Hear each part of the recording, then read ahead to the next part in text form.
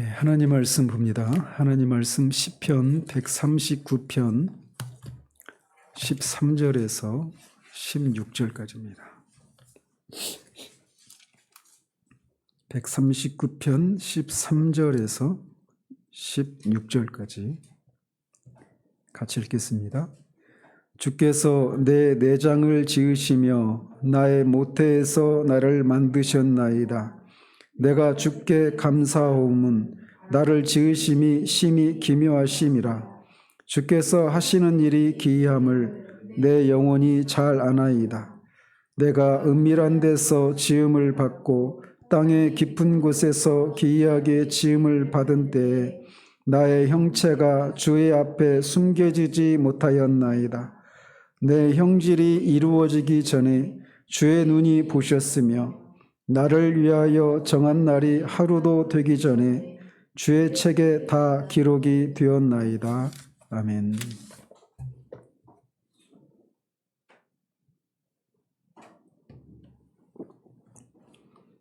지난주에는 원래 우리 모든 인간이 아담과 하와 때부터 문화 창조자로서 부르심을 받았다. 그런데 타락이 일어났다. 그럼 타락이 우리가 문화 창조자는 하나님의 나라의 그런 본질과 특성을, 성품을 반영하는 그런 문화를 형성하도록 우리가 부르심을 받았다라고 하는 그런 의미라고 말씀드렸어요. 근데 타락으로 인해서 이 세상이 모든 그 문화에도 이 세상 전반에 다 타락의 영향이 미치게 되었는데 그 문화 창조자로서의 부르심이 그럼 끝났냐? 그것이 아니라는 겁니다.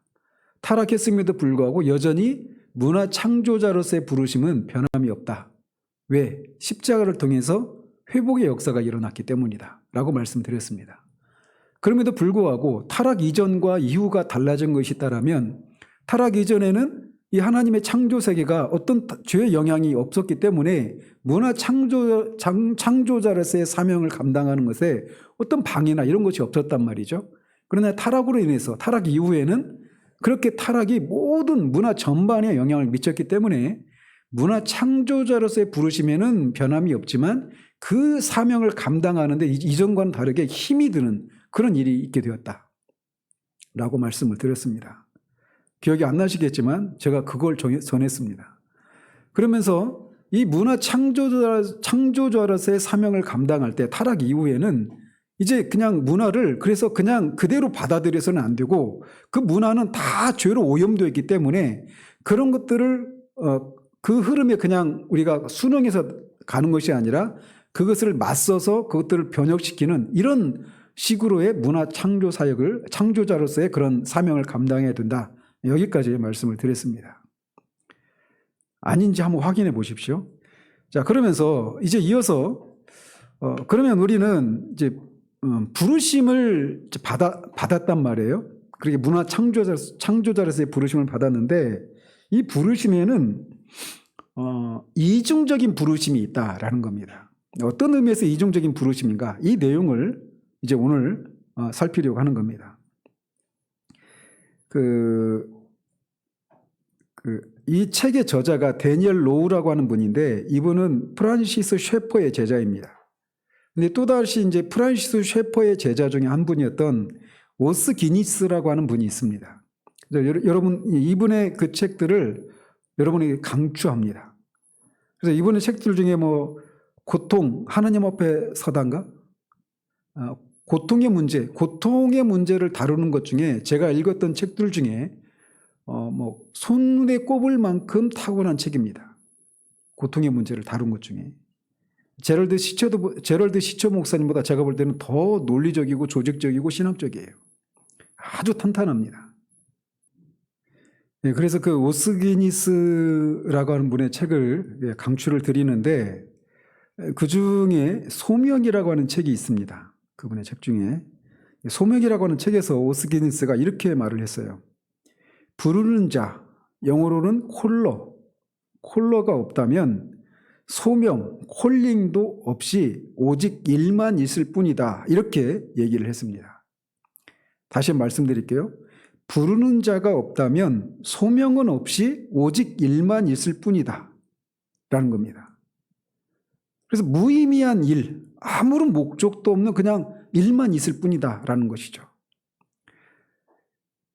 그래서 오늘 현대인들은 현대주의자들이 말하고 있는 것처럼 만약에 우주가 그냥 침묵한다면 우리의 삶에는 오직 어둠만 있을 뿐 아무런 목적도 없고 답은 없이 그냥 질문만 있을 뿐이다라는 거죠. 왜 나는 이런 일을 해야 되는지, 왜 나는 이런 삶을 살아야 되는지 이런 질문만 있지 그 질문에 대한 답을 얻을 수가 없다라는 거예요. 만약에 우주가 그냥 현대인들이 말하고 있는 것처럼 빅뱅에 의해서 우연히 그렇게 생겨난 그런 우연의 산물에 불과하다면 말이죠. 그런데 사실 우주는 침묵하지 않습니다. 왜냐하면 이 세상이 창조되기 전부터 삼위일체 공동체가 존재했습니다. 성경은 우리에게 성부, 성자, 성령 하나님 이 본질에 있어서는 신적인 본질과 영광에 있어서는 하나이시지만 성부, 성자, 성령, 삼위 세 독립된 인격체로 계시는 삼위일체 하나님이 계셨고 그 하나님이 이 세상을 창조하셨다 이렇게 얘기를 합니다. 따라서 이 삼위일체에 의해서 창조된 우주는 관계가 우주의 기본 법칙이다 이렇게 말을 할 수가 있습니다. 그리고 창조가 삼위 하나님에 의해서 창조되었기 때문에 삼위 하나님에 의해서 창조된 이 우주도 다 이렇게 기본적으로 관계라고 하는 것이 기본 법칙이다 이렇게 말을 할 수가 있는 거예요. 그래서 우리가 삼위일체에서 다룬 것처럼 우리 인간의 존재도 그렇게 지으셨죠. 남자와 여자. 인성에 있어서는 하나이지만 인성이라고 하는 측면에서는 하나이지만 남자와 여자라고 하는 구별된 이 두 독립된 인격체로 사람을 지으신 것처럼 사람을 지으셨다는 것. 근데 이 원형이 뭐냐? 삼위일체 하나님이 원형이시다라는 겁니다. 그렇기 때문에 결혼의 목적도 두 독립된 인격체가 하나가 되어지는 것. 이게 결혼의 목적이에요. 스포츠, 음악, 교회 각각 다 다양성 속에서 통일을 이루는 것. 이것이 모든 창조와 모든 관계의 궁극적인 목적입니다. 왜? 삼위 하나님에 의해서 이렇게 창조되었기 때문에. 그래서 하나님은 인간이 그분과의 깊은 교제 가운데 살아가게 하셨습니다. 하나님과 인간과의 관계에서 누가 부르시는 자이십니까? 하나님이 부르시는 자이고 인간은 부름받은 존재입니다. 따라서 아까 오스게니스가 소명에서 말하고 있는 것처럼 부르는 자가 없다라면 소명이 없이 콜링이라고 하는 것은 없이 다만 오직 일만 있을 뿐이다 이렇게 얘기를 했잖아요. 그런데 이 우주가 침묵하는 우주가 아니고 삼위 하나님에 의해서 창조된 것이기 때문에 부르시는 자가 있다 없다? 있다라는 겁니다. 부르시는 분이 계셔요. 그리고 부르시는 분이 계시고 우리는 그 부르시는 분으로부터 부르심을 받은 존재입니다. 따라서 소명이 있다는 얘기죠. 그죠? 우리에게는 소명이 있습니다. 부르심이 있어요. 부르심이 있고 소명이 있다는 얘기는 우리가 왜 사는지, 무엇을 위해서 살아가야 되는지, 삶의 의미와 목적이 있다라고 하는 것을 말해주는 겁니다.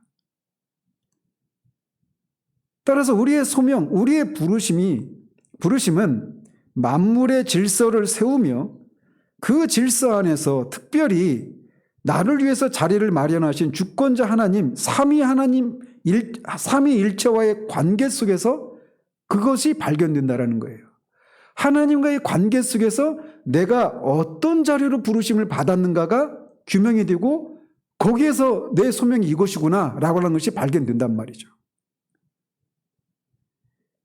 만유의 하나님은 에덴 동산의 아담과 하와에서부터 그 이후의 족장들, 사도와 이 시대 전 세계 남녀에 이르기까지 그분과 하나님과 개인적인 관계로 사람을 불러오시는 일을 하셨습니다.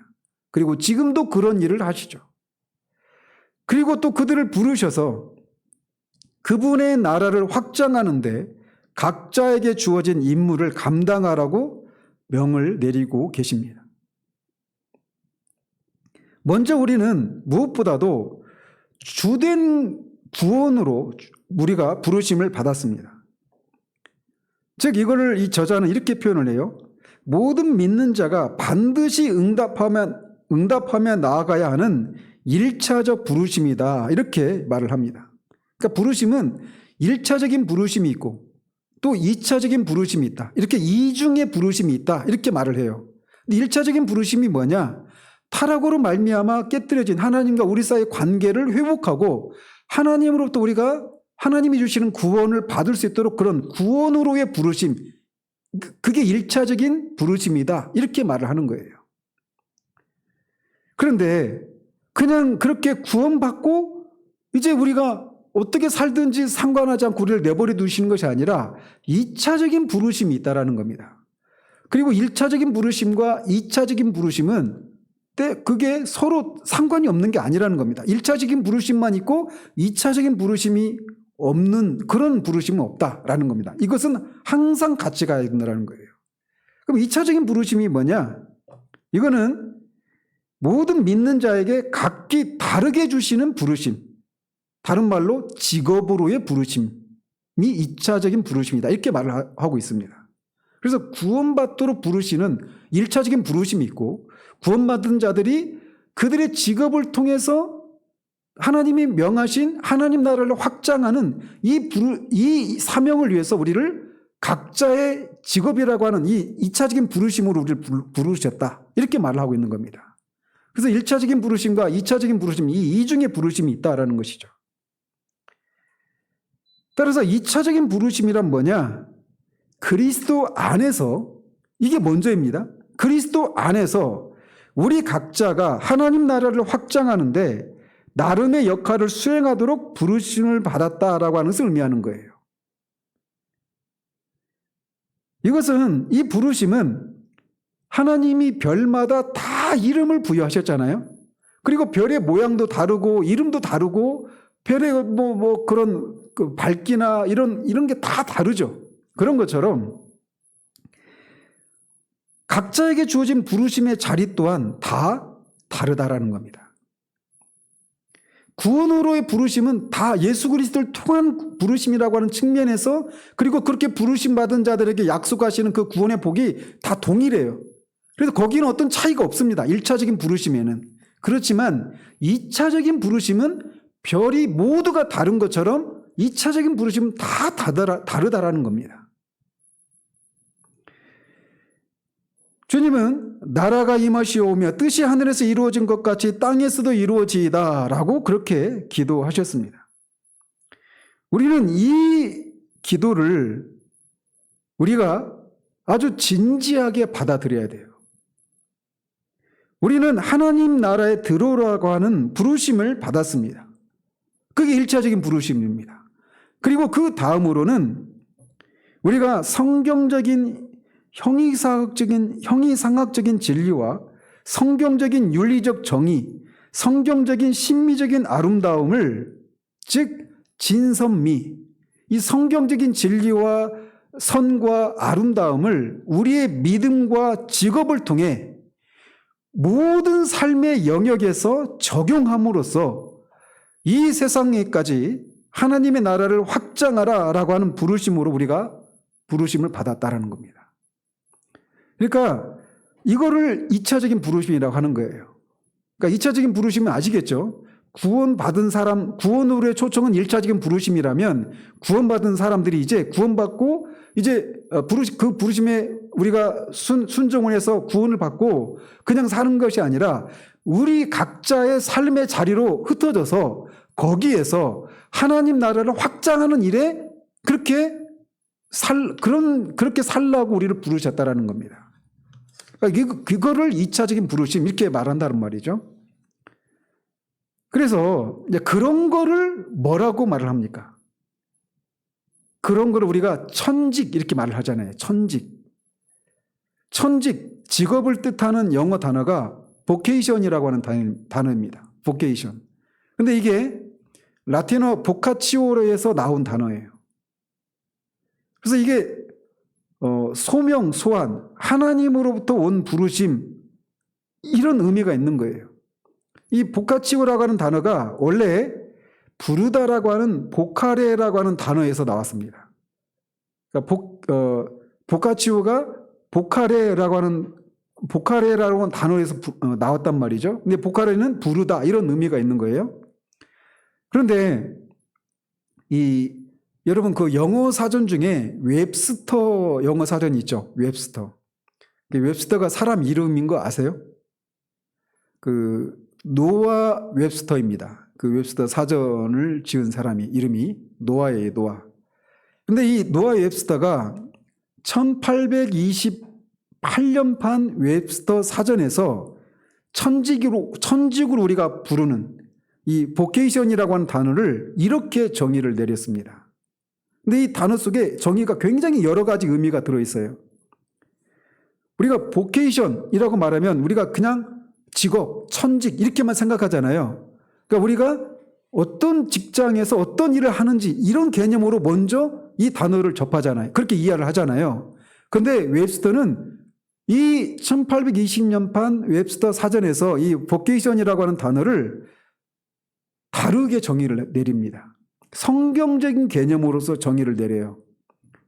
먼저 첫 번째로 성도들 가운데 하나님의 뜻에 의한 소명 또는 하나님의 특별한 은혜가 개인 또는 나라에 임하며 그 결과 개인이나 나라가 구원의 길에 들어서게 하는 것, 이거를 보케이션이라고 하는 것이 의미하는 첫 번째 의미다, 이렇게 말을 하고 있습니다. 그러니까 이게 뭐예요? 그러니까 일차적인 부르심이죠. 그죠? 그리고 소환, 유출, 유인, 이제 부르다라고 하는 그런 의미가 있으니까 그렇게 그렇게 정의를 내린 거예요. 또는 특정 국가나 직업으로 명하거나 보냄. 이건 뭡니까? 2차적인 부르심의 의미가 있는 거죠. 그래서 고용, 소명, 직업, 직종, 기계적인 직업과 더불어 전문 직종까지 아우르는 단어, 이런 식으로 이 보케이션이라고 하는 단어를 그렇게 정의를 내렸습니다. 그러니까 이게 최초의 영어 사전 편집자였던 웹스터가 이 보케이션이라고 하는 단어를 성경적인 세계관을 바탕으로 그렇게 정의를 내린 거예요. 그래서 성경적인 언어와 사고의 뿌리를 두고 이 천직으로 우리가 번역하는 이 보케이션이라고 하는 단어를 정의를 내렸던 겁니다. 그래서 웹스터는 사전에 따르면 직업에 대한 성경적인 정의를 이렇게 정의를 내리고 있는 거예요. 구원으로의 부르심과 직업으로의 부르심, 이 두 개념이 다 포함되어 있다는 겁니다. 천직이라고 하는 이 단어가. 근데 우리는 통상적으로 직업으로의 부르심, 이것만 천직 이렇게 생각하잖아요. 근데 그는 그렇게 해석을 하지 않았어요. 그래서 우리는 대개 우리가 종사하는 특정 분야를 지칭하는데 직업이라고 하는 단어를 사용하지만 더 큰 의미에서 직업에는 우리의 이 저자의 표현으로 라이프 워크 전체가 포함된다, 이렇게 말을 합니다. 제 발음이 좀 구려서 라이프 워크는 뭐냐면 라이프, L-I-F-E, 라이프, 삶, 생명이잖아요. 그죠? 그리고 워크는 W-A-L-K, W-O-R-K가 아니라 work, 맞나요? work. 하연이, 네이티브 우리 하연이가 얘기하면. 그러니까 이거를 그대로 번역을 하면 라이프는 생명이잖아요. 삶, 생명이니까 워크, 일해서 생업, 이렇게 말을 하는데 일단 우리가 생업하면 벌써 직업, 우리 어떤 직업을 먼저 생각하잖아요. 그래서 이거를 번역하기가 애매해서 그냥 이 번역자가 라이프 워크 그대로 그냥 받았어요. 근데 저는 이거를 일상으로 이렇게 번역을 한 겁니다. 그러니까 늘 우리가 하는 일, 우리의 삶이니까 일상이라고 하는 게. 그래서 그냥 제가 일상이라고 하는 그런 단어로 번역을 한 거예요. 근데 저자는 이거를 이제 라이프 워크 이렇게 그런 용어를 썼단 말이죠. 그래서 직업이라고 하는 개념 속에는 그냥 우리가 1차적으로 내가 어떤 직장에서 어떤 직종에 근무한다 이런 거를 직업 이렇게 생각하는데, 이 직업이라고 하는 개념, 이거 이렇게 vocation이라고 하는 단어 안에는 그런 개념을 포괄해서 더 포함해서 더 넓은 의미가 있다라는 거예요.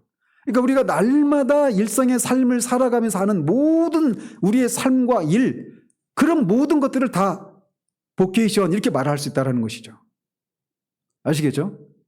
그러니까 우리가 직장에서 어떤 직장에 어떤 직업을 가지고 어떤 직장에서 어떤 직업을 가지고 있지 않아도 우리는 다 vocation이 있어요, 없어요?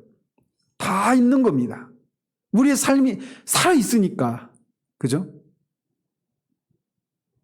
그래서 1차적인 의미의 직업뿐 아니라 하나님이 이 땅에서 행하게 하시는 모든 봉사가 우리의 직업이다라는 겁니다.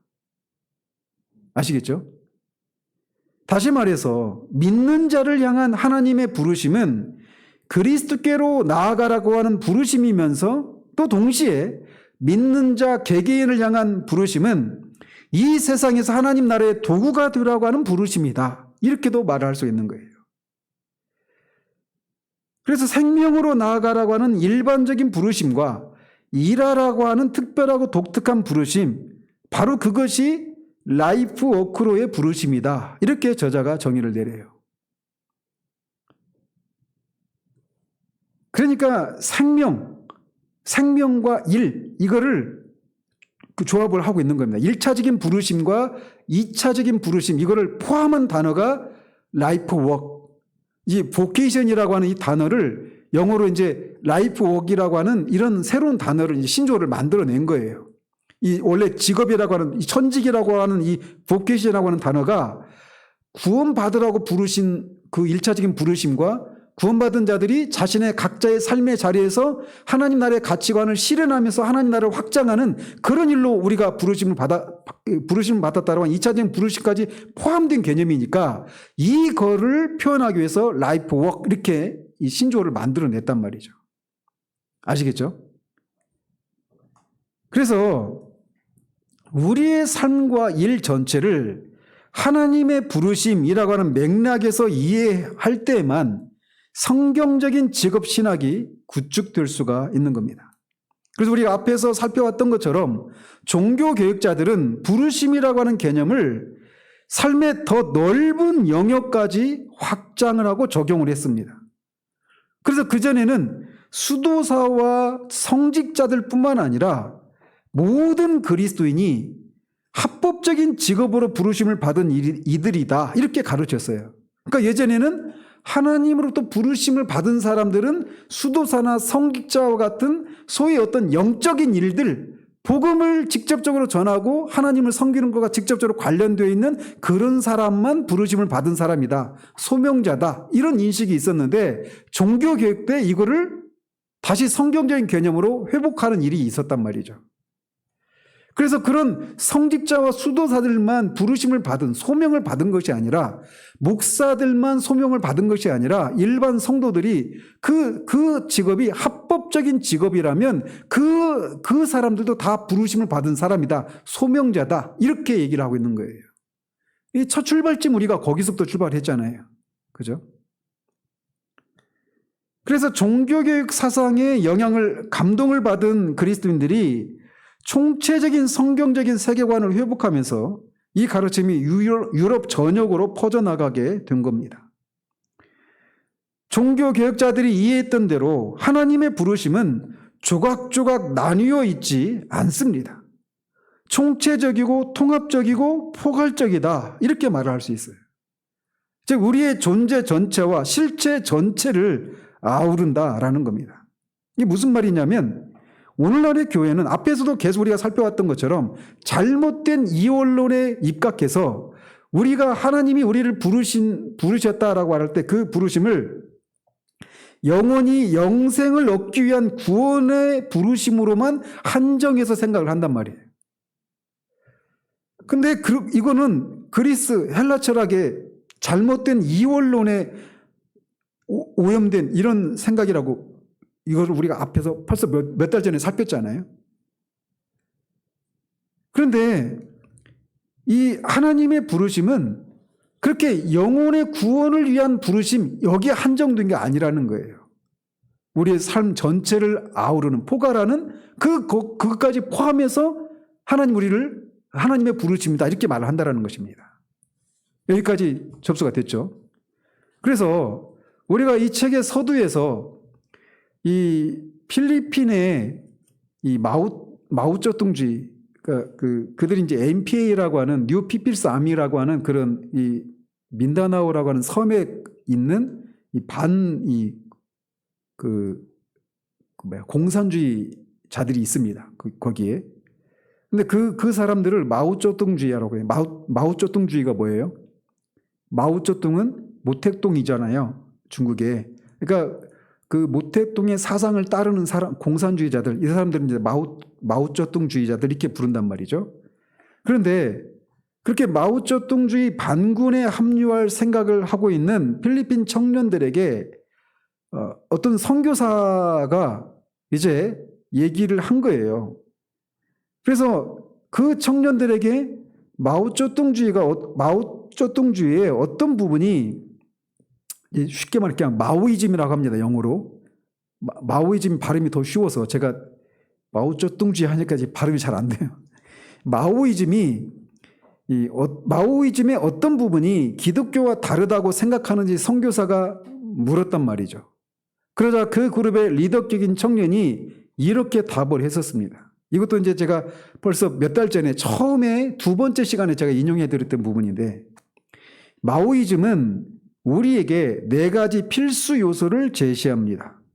첫째, 세계와 역사, 현실에 대한 통일되고 일관성 있는 관점. 둘째, 일과 삶, 죽음의 목적이 되는 분명한 목표. 셋째, 공동의 형제를 위한 소명. 그리고 넷째, 절망하는 이들에게 희망이 있다는 좋은 소식을 전파하겠다라고 하는 결의와 사명. 이 네 가지를 마오이즘이 자신들에게 제시해 준다라는 겁니다. 그런데 온갖 좋은 모습을 다 갖춘 듯한 기독교는 이런 비전을 우리에게 주지 못하는 것 같습니다. 이렇게 대답을 했다라는 거예요. 근데 이 청년들이 결국 이 네 가지, 좀 이렇게 요약해서 말씀을 드리면, 그 마오이즘이 제공해주는, 또는 기독교를 통해서 그들이 제시받기를 원했던 이 네 가지가 뭐냐면, 세상에 대한 통합적인 관점입니다. 그러니까 세상, 그 역사, 또 우리의 삶, 이런 것들이 다 이렇게 통합되고 어떤 일관된 그런 관점을 가지기를 원했던 거예요. 그러니까 더 쉽게 말하면, 내가 오늘 우리 하루의 삶이 이 전체 세계와 역사의 진행 과정 속에 어떤 의미가 있는지, 어떤 의미를 찾는 겁니다. 근데 마오이즘은 그걸 제시해 주는 것 같은데, 기독교는 그걸 제시해 줄 것 같은데 제시하지 못한다, 이렇게 말을 하고 있는 거예요. 또 두 번째는 뭐냐? 삶과 죽음의 목적이 되는 명확한 목표. 그러니까 삶이 왜 살아야 되고 죽음은 어떤 의미가 있는지, 이런 것들의 어떤 그 삶과 죽음의 명확한 목표, 이런 것이 무엇인가를 마오이즘은 제공해 주는데 기독교는 제공해 주지 못한다, 이렇게 생각했다라는 거죠. 세 번째는 공동체 의식. 그리고 네 번째는 절망하는 이들에게 희망을 가져다 주는 사명. 이 네 가지를 마오이즘은 제공해 주는 것 같은데, 기독교는 오히려 모든 것을 다 갖추고 있는 기독교가 그걸 제공해 줄 것 같은데 그렇지 못한다. 그래서 우리가 마오이즘 반군에 합류하려고 한다, 이렇게 대답을 했다라는 거예요. 근데 결국 이들이 찾고 있는 게 뭡니까? 그러니까 결국은 하나님의 이 이중적인 부르심, 이거를 찾고 있는 거예요. 하나님의 일차적인 부르심을 통해서 내가 누구인지, 내가 무엇을 살아야 되는지, 이 세상은 무엇이고, 이 세상의 역사는 어떤 결말을 가고 있고, 그 역사의 진행 과정 속에 내 현재 내가 직면한 이 삶은 어떤 의미가 있는지, 이런 것들이 연결점, 이런 것들을 복음은 우리에게 제시해 준단 말이에요. 그뿐만 아니라 이렇게 우리가 일차적인 부르심을 통해서 그런 어떤 인간이 오랫동안 던져왔던 그런 질문에 대한 답을 제공해 주는 것이 이 하나님의 부르심의 일차적인 부르심의 어떤 결과라면, 2차적인 부르심은, 이 2차적인 부르심이 뭐라고 그랬어요? 우리가 그렇게 구원받은 자들이 이제 각자의 삶의 영역에서, 모든 삶의 영역에서 하나님 나라의 가치관을 드러내고 실현하면서 살아가는 거, 이게 2차적인 부르심이에요. 그러니까 이들이 찾고 있었던 게 바로 그런 거였다라는 겁니다. 그런데 교회가 이걸 제시해 주질 못하고 오히려 마오이즘 이걸 제시해 줄 것 같으니까 교회가 아니라 마오이즘 반군에 우리가 합류하려고 합니다. 이렇게 대답을 했다라는 거죠. 통탄스러운 일이라는 거죠. 교회가 이들이 찾고 있었던 이것들을 우리 교회는 충분히 제시해 줄 수 있는데도 그거를 모르니까, 왜? 교회가 1차적인 부르심에 국한되어서 그렇게만 생각하니까.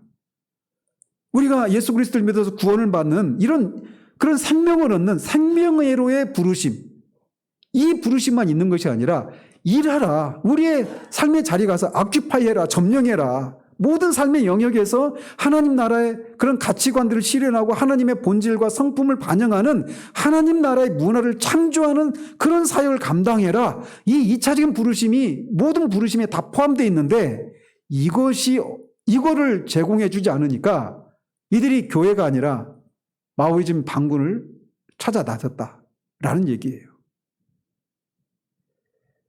이거는 단지 그냥 필리핀 그 청년들만의 문제가 아니죠.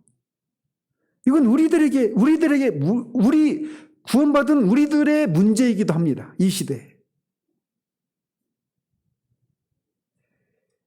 그리스도 몸의 지체인 우리는 하나님의 부르심이 우리의 전 인격과 모든 관계를 포괄한다고 하는 사실을 기억해야 합니다. 그래서 우리의 마음과 생각과 영혼과 힘, 이런 것 플러스 하나님과의 관계, 우리와 하나님과의 관계, 그리고 이웃과의 관계, 피조물과의 관계, 이 모든 것을 아우른다라는 겁니다. 그냥 하나님과의 관계를 회복하는 것이 그 하나님의 부르심의 궁극적인 목적이, 최종적인 종착역이 아니라 이웃과의 관계, 그리고 피조물과의 관계, 이것도 포함된 부르심이다. 이런 관계들의 회복을 위한 부르심이다. 이라고 하는 것을 우리가 기억해야 되는 거예요. 그래서 오스기니스의 말처럼 소명이란 그리스도인의 존재 기반이다. 모든 사람이 모든 곳에서 모든 순간에 하나님의 1차적인 부르심에 반응함으로 자신의 2차적인 부르심을 성취하는 것이다. 이렇게 얘기를 했어요. 제가 직장을 다닐 때 이제 몇 번 말씀드렸던 것 같은데 만 4년 지나면 이제 대리 진급을 합니다. 직장 다닐 때. 지금 직제가 어떻게 바뀌었는지 모르겠는데 제가 다닐 때는 그랬어요. 그래서 이제 그 대리 진급자들, 우리 동기들이죠, 다. 동기들하고 이제 그 진급자 연수를 갔어요. 온양 온천에. 3박 4일 갔나? 그랬을 거예요, 아마. 근데 가서 이제 4년 만에 본 동기들도 있고, 그렇죠. 근데 그 사이에 43명이 들어갔는데 5명이 퇴사하고 38명 남았더라고요, 그때. 4년 지날 동안. 그래서 다 돌아가면서 한 사람씩 이제 그 연수 부장님이 굉장한 인텔리입니다. 굉장히 그 형님도 그 MBC 아나운서 출신이고 딱 인상이 그 홍사덕 의원 혹시 아시는 분 계세요? 연식이 많은 분들은 좀 아실 텐데 굉장히 그런 인상이에요. 굉장히 인텔리한 그런 분입니다. 근데 형님은 그 목사님인데 MBC 아나운서 출신 목사님이에요. 근데 이분은 안티크리스찬입니다. 이제 복잡한 분이에요. 근데 이제 이분이 연수부장을 하시는데 그 연수부에 그 직원들이 그쪽으로 이제 타 부서에 있던 사람들이 그 충원돼가지고 그쪽 부서로 가잖아요. 그럼 사람이 바뀝니다. 막 진지한 사람들로 바뀌어요. 참 신통한 능력이 있는 분이에요. 그러니까 이분이 생각이 있는 분이거든요. 생각하시는 분이셔서 그냥 단순히 어떤 자기 개발, 프로그램 개발하고 이런 가르치고 이런 정도가 아니라 본질적인 그런 접근들을 하는 거예요. 그래서 막 그 들어간 사람들이 거기 그 연수부에 가기 전에는 까불까불하고 막 이랬던 사람들이 거기 들어가면 한 1, 2년 지나면은 굉장히 사람들이 진지해지고 완전히 다른 사람이 돼버리는 그런 일이 일어납니다. 그런 분인데 그분이 그때 이제 아무튼 연수에 갔을 때 제가 막 마음이 쫓겨요. 이거 다 준비한 거 할까? 이거 애드립으로 지금 하는 거거든요. 근데 거기서 이제 그런 38명이 그렇게 4년 동안 자신한테 어떤 일이 일어났는지 이런 것들을 이제 서로 얘기하고 이렇게 돌아가면서 그런 얘기를 했습니다. 그래서 막 이제 제 앞에 이제 막 너 4년 동안 뭐 회사 업무를 잘 배우고 뭐 결혼도 하고 그 사이에 애도 낳고 뭐 여러 가지 막 얘기를 하는데 이제 제 차례가 딱 됐을 때 제가 준비한 답은 아닌데 제가 이런 대답을 했어요. 저는 이 4년 동안에 내가 누구인지 그리고 내가 무엇을 위해서 살아가야 되는지 그것을 알게 되었다. 왜냐하면 그 4년 동안에 제가 회심을 했거든요. 그 회심을 하면서 직장 들어가기 전에는 내가 누구인지도 몰랐고 무엇을 위해서 살아가야 되는지도 몰랐어요. 그전에는 그냥 직장 들어가서 열심히 근무하고 승진하고 돈 많이 벌고 안락한 삶을 살고 이게 제가 가졌던 전부였습니다. 생각의 전부. 근데 거기에서 제가 그 기간 동안에 회심을 하면서 그게 내 삶의 목적의 전부가 아니구나 라고 하는 것을 알게 되었던 거죠. 구체적으로 뭐 하나님을 영화롭게 하고 그를 영원히 뭐 높이고 또 하나님 나라의 그런 문화 창조를 위해서 내가 부르심을 받았다라고 하는 알게 되었다. 이렇게까지는 얘기는 못했지만 제 대답 속에는 그런 개념들이 들어 있었던 거예요. 그러니까 콜러가 없으면 부르시는 자가 없으면 단지 그냥 일만 있는 겁니다. 그 일을 하는 목적, 왜 이런 일을 하고 있고 이 일이 전체 세계 역사의 흐름 속에서 어떤 의미가 있는지 전혀 관계없이 그냥 이 일을 하면 돈 많이 벌고 많은 돈을 벌어서 안락한 삶을 살 수 있는 그런 돈을 많이 버는 거 이런 수단으로 전락하는 거예요. 우리가 처음부터 출발했던 게 그런 거잖아요. 일에 대한 개념이 뭐냐, 직업이 뭐냐, 직업이 주는 의미가 뭐냐 이런 것들을 계속 살펴왔잖아요. 그런 것처럼 소명이라고 할 때 우리는 이 포괄적인 그런 소명이라고 하는 거예요.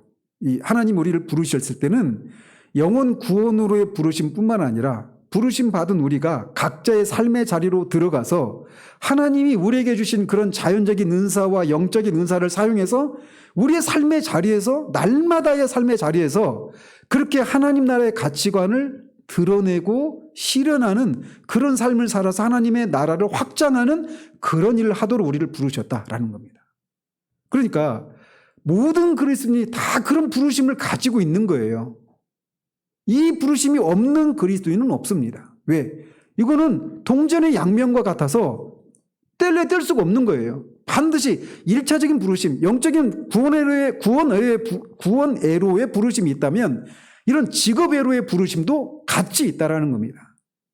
그렇기 때문에 그런 의미에서 우리가 교회에서 이렇게 예배드리고 그리스도의 십자가를 통해서 우리에게 베푸신 그 구원의 은혜에 대해서 감사하고 감격하고 이러고는 직장에 돌아가고저는 언제 또 주일이 돌아올까 기다리면서 그냥 여기는 내가 그런 은혜를 받기 위해서 잠시 동안 머무르는 것이고 여기는 내가 삶의 자리 있어야 될 자리가 아니고 이런 게 잘못됐다라는 거예요. 거기도 그 자리도 우리를 그렇게 하나님 나라의 문화를 창조하도록 그렇게 부르심 받은 그런 자리다라는 것입니다. 그런 인식이 있을 때 우리의 삶이 의미가 있기 시작하는 거예요. 그래서 성경에서는 이 부르심이라고 하는 제가 절반 했거든요. 꺼내들 것 같습니다.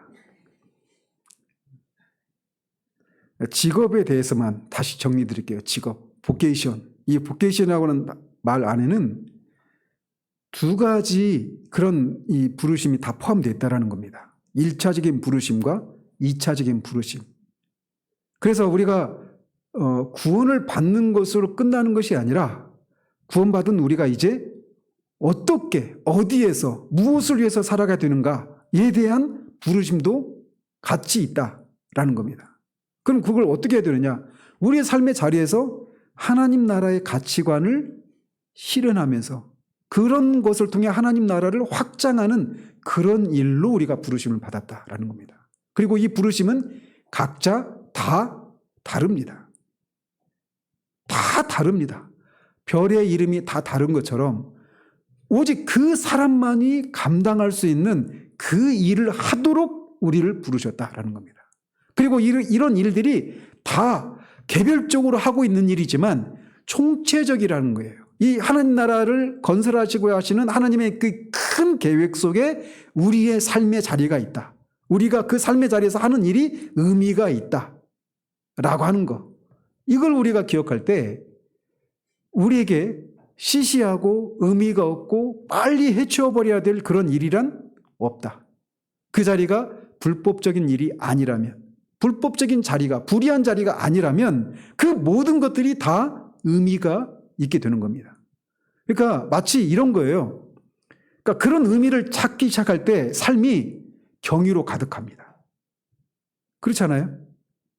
마치 팅커벨 그 요정 있잖아요. 막 그 광고에서 팅커벨 요정이 뭐 그 요술봉으로 딱 치면은 뭐 샤바샤바 하면서 막 이렇게 뭐 또 노래 소리와 함께 짠 하고 또 바뀌는 것처럼 날마다 만나는 사람들, 날마다 하는 일, 날마다 가는 장소, 날마다 하는 그런 일상의 일들이 그냥 늘 똑같은 사계절이 없이 그냥 늘 뜨거운 말레이시아나 이 동남아시아 같은 그런 날씨가 아니라 그런 변화무쌍한 그런 의미들이 다 하나하나씩 찾아지게 되는 일들이 있게 된다는 거예요. 왜 근데 나는 그게 없냐? 이걸 모르니까 그러는 거예요. 하나님이 아담을 창조하셨을 때 그에게 부여하셨던 문화 창조자로서의 사명이 바로 그런 거라는 거죠. 그렇게 할 때 우리 일상은 의미가 없는 순간은 없습니다. 다 의미가 있는 삶의 연속이에요. 그리고 이게 개인에게만 해당되는 것이 아니라 말씀드린 것처럼 우리 개인이 이 하나님의 나라라고 하는 이 하나님 나라 전체 역사 속에 한 부분을 차지하고 있어서 우리 삶이 그 거대 서사 속에 아주 중요한 없어서는 안 되는 그런 가치를 가지는 삶이다라는 겁니다. 그러니까 교회를 다니고 예수를 믿고 구원받으면 많은 사람들이 이 잘못된 이원론에 빠져서 교회 중심으로만 신앙에 직접적인 관련이 있는 그런 일들, 그런 장소에만 머물러 있고 이 세상에서 우리에게 주어주신 그런 재능을 가지고 이 하나님의 성품을 반영하는 그런 일들을 해야 되는데 그런 일들에 대해서는 무능력하고 관심이 없어하고 빨리 이것은 해치워버려야 될 가치가 없고 시시하고 내 신앙을 하나님과의 관계를 막아서는 방해거리로만 생각하는 이런 인식이 우리에게 지배적인데 이건 잘못된 생각이라는 겁니다. 우리는 우리의 삶의 자리로 나가야 됩니다. 번져 나가서 아큐파이 해야 돼요. 사탄에 의해서 거짓된 그런 생각들에 의해서 지배받고 있는 죄의 영향을 받고 있는 그 문화의 모든 삶의 영역으로 들어가서 그것들을 개혁하고 그 어둠 속에 빛을 비추고 하나님 나라의 가치관을 실현하는 일들을 하는 거예요. 참 하나님 나라의 성경적인 진리와 성경적인 정의와 성경적인 아름다움을 그 모든 삶의 영역에서 다 드러내고 나타내는 그런 일을 하도록 부르심을 받았다.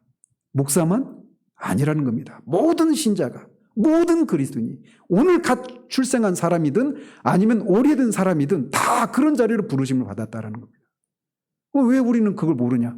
교회가 안 가르쳐 주니까. 이것을 모르면 우리는 반쪽짜리 삶만 사는 겁니다. 신앙의 영역에 국한된 그런 삶은 의미가 있고 가치가 있고 고결한 삶이라고 생각하고 다른 영역들은 등한시하는 그런 삶을 살아가는 거예요. 그러는 동안 하나님의 통치가 마땅히 나타나야 될 그 삶의 자리에 하나님의 통치가 나타나지 않게 되는 그런 일이 벌어지게 되는 겁니다. 그래서 이것을 알게 되면 우리의 삶에는 혁명적인 변화들이 일어나게 되는 거예요. 자, 오늘 여기까지 하고 다음에 부르심이라고 하는 단어에 대해서 성경적인 개념이 무엇인가 이거를 살피고 그런 라이프 워크로의 라이프 워크가 뭐라고 그랬죠? 일상이라고 했는데 이게 그러니까 1차적인 부르심과 2차적인 부르심을 합한 그 두 가지 개념을 합한 표현하는 그런 신조어라고 말씀을 드렸어요. 그래서 아무튼 그런 라이프 워크로의 부르심이다라고 하는 것을 우리가 한번 이렇게 성경적인 근거를 이렇게 살펴보도록 하겠습니다. 기도하겠습니다. 하나님 아버지, 비록 타락했지만 십자가로 말미암아 회복이 일어나서 여전히 우리가 이 문화 창조자로서의 그런 사명을 여전히 그 사명은 여전히 유효하다라고 하는 것을 우리가 다시 한번 또 살핍니다. 하나님이 우리를 부르실 때 그 부르심은 이중적이고 포괄적인 그런 부르심이다 라고 하는 것을 우리가 살폈습니다. 우리가 영혼 구원으로의 그런 생명으로의 부르심에 대해서는 관심을 가지고 그렇게 하나님의 부르심에 대해서 생각하지만 그렇게 생명예로의 부르심을 받은 사람이 그리스도 안에서 각자의 삶의 자리에서 하나님 나라의 가치를 실현하고 드러내는 것을 통해 하나님 나라를 확장하는 그런 일하라고 하는 그런 부르심으로 우리가 부르심을 받았다고 하는 사실에 대해서는 우리가 모르거나 그것에 대해서 등한히 한 결과 문화의 모든 영역들이 사탄이 지배하는 그런 문화가 되어버리도록 방치하고 있는 이런 현실들을 애통하고 그 현실들을 볼 수 있는 눈들을 우리에게 허락해 주시기를 원합니다. 그래서 지금부터라도 우리의 부르심이 이런 이중적인 부르심이고 포괄적인 부르심을 알고 우리의 삶의 자리가 어떤 가치를 실현하고 발견하고 드러내야 될 그런 것인가를 우리가 알아서 하나님 우리에게 베푸신 이런 만찬과도 같은 이런 삶을 풍성히 누리는 우리 모두 될 수 있도록, 그래서 그것을 통해 하나님께 영광을 돌려드리는 우리 모두 될 수 있도록 도와주시길 원합니다. 예수 그리스도 이름으로 기도합니다. 아멘.